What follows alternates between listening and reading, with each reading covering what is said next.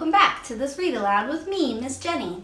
This is our third night of reading My Father's Dragon, and before we get started, let's go ahead and review where we left off just like the other night.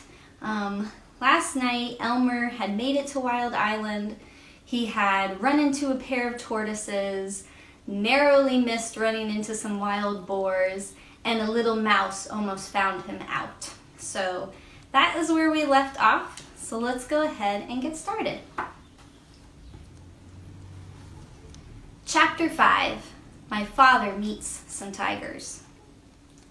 The river was very wide and muddy, and the jungle was very gloomy and dense. The trees grew close to each other, and what room there was between them was taken up by great high ferns with sticky leaves. My father hated to leave the beach, but he decided to start along the riverbank where at least the jungle wasn't quite so thick. He ate 3 tangerines, making sure to keep all the peels this time, and put on his rubber boots. My father tried to follow the riverbank, but it was very swampy, and as he went farther, the swamp became deeper. When it was almost as deep as his boot tops, he got stuck in the oozy, mucky mud. My father tugged and nearly pulled his boots right off, but at last he managed to wade to a drier place. Here the jungle was so thick that he could hardly see where the river was. He unpacked his compass and figured out the direction he should walk in order to stay near the river. But he didn't know that the river made a very sharp curve away from him, just a little way beyond. And so as he walked straight ahead, he was getting farther and farther away from the river. It was very hard to walk in the jungle. The sticky leaves of the ferns caught at my father's hair, and he kept tripping over roots and rotten logs. Sometimes the trees were clumped so closely together that he couldn't squeeze between them and had to walk a long way around. He began to hear whispering noises, but he couldn't see any animals anywhere. The deeper into the jungle he went, the surer he was that something was following him. And then he thought he heard whispering noises on both sides of him, as well as behind. He tried to run, but he tripped over more roots, and the noises only came nearer. Once or twice he thought he heard something laughing at him. At last he came out into a clearing and ran right into the middle of it so that he could see anything that might try to attack him.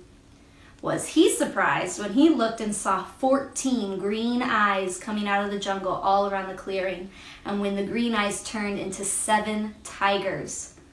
The tigers walked around him in a big circle, looking hungrier all the time, and then they sat down and began to talk. "I suppose you thought you didn't know you were trespassing in our jungle." Then the next tiger spoke. "I suppose you're going to say you didn't know it was our jungle."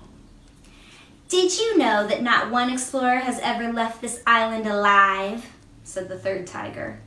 My father thought of the cat and knew this wasn't true, but of course he had too much sense to say so. One doesn't contradict a hungry tiger. The tigers went on talking in turn. "You're our first little boy, you know. I'm curious to know if you're especially tender."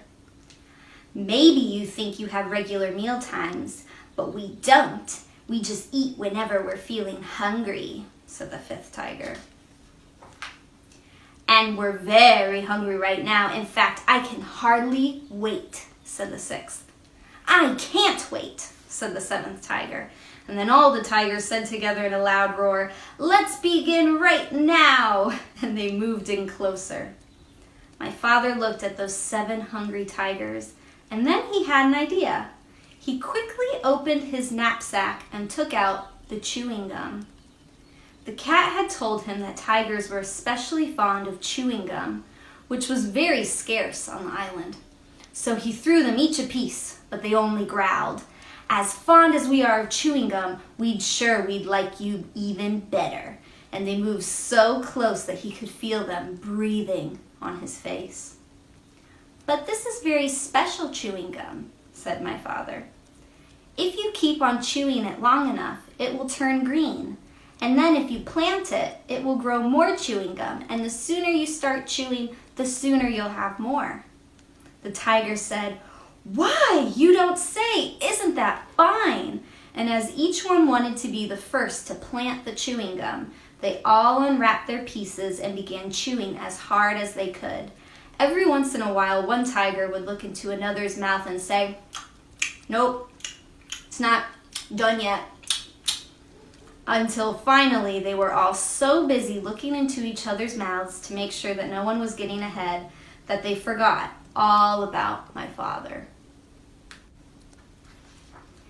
Chapter 6. My Father Meets a Rhinoceros. My father soon found a trail leading away from the clearing. All sorts of animals might be using it too, but he decided to follow the trail no matter what he met because it might lead to the dragon. He kept a sharp lookout in front and behind and went on. Just as he was feeling quite safe, he came around a curve right behind the two wild boars. One of them was saying to the other, "Did you know that the tortoises thought they saw Monkey carrying his sick grandmother to the doctor's last night? But Monkey's grandmother died a week ago, so they must have seen something else. I wonder what it is." "I told you that there was an invasion afoot," said the other boar, "and I intend to find out what it is. I simply can't stand invasions." "Me neither," said a tiny little voice. "I mean, me neither." And my father knew that the mouse was there too. "Well," said the first boar, "you search the trail up this way to the dragon, and I'll go back down the other way through the big clearing, and we'll send Mouse to watch the ocean rocks in case the invasion should decide to go away before we find it." My father hid behind a mahogany tree just in time, and the first boar walked right past him. My father waited for the other boar to get a head start on him, but he didn't wait very long because he knew that when the first boar saw the tigers chewing gum in the clearing, he'd be even more suspicious. Soon the trail crossed a little brook, and my father, who by this time was very thirsty, stopped to get a drink of water. He still had on his rubber boots, so he waded into a little pool of water and was stooping down when something quite sharp picked him up by the seat of his pants and shook him very hard. "Don't you know that's my private weeping pool?" said a deep, angry voice. My father couldn't see who was talking because he was hanging in the air right over the pool, but he said, "Oh no, I'm so sorry. I didn't know that everybody had a private weeping pool." "Everybody doesn't," said the angry voice. "But I do, because I have such a big thing to weep about, and I drown everybody I find using my weeping pool." With that, the animal tossed my father up and down over the water. "What is it that you weep about so much?" asked my father, trying to get his breath, and he thought over all the things he had in his pack. "Oh, I have many things to weep about, but the biggest thing is the color of my tusk." My father squirmed every which way, trying to see the tusk, but it was through the seat of his pants, where he couldn't possibly see it. "When I was a young rhinoceros, and my tusk was pearly white," said the animal, and then my father knew that he was hanging by the seat of his pants from a rhinoceros's tusk. "But it has turned a nasty yellow-gray in my old age, and I find it very ugly. You see, everything else about me is ugly, but when I had a beautiful tusk, I didn't worry so much about the rest. Now that my tusk is ugly too, I can't sleep nights just thinking about how completely ugly I am. And I weep all the time. But why should I be telling you these things? I caught you using my pool, and now I'm going to drown you."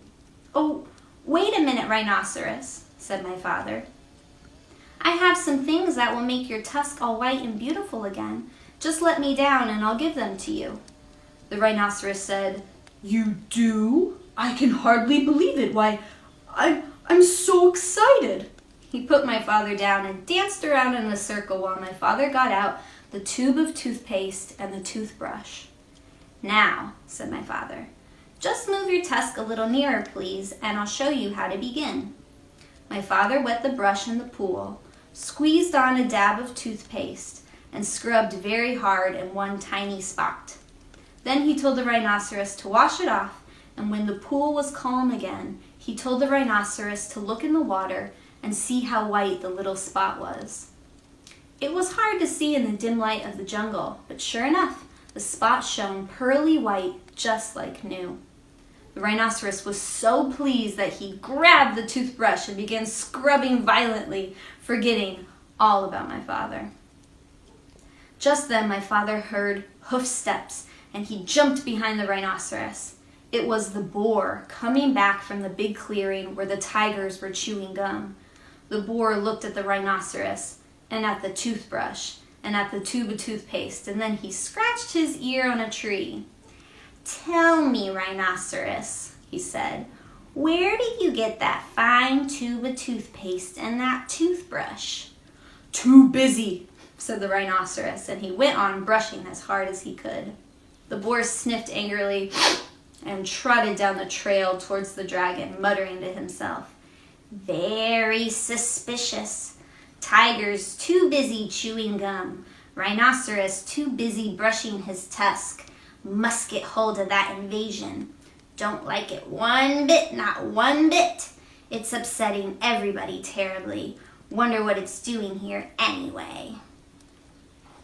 So that's the end of chapters 5 and 6 of My Father's Dragon. Join me tomorrow night and we'll continue on with chapters 7 and 8.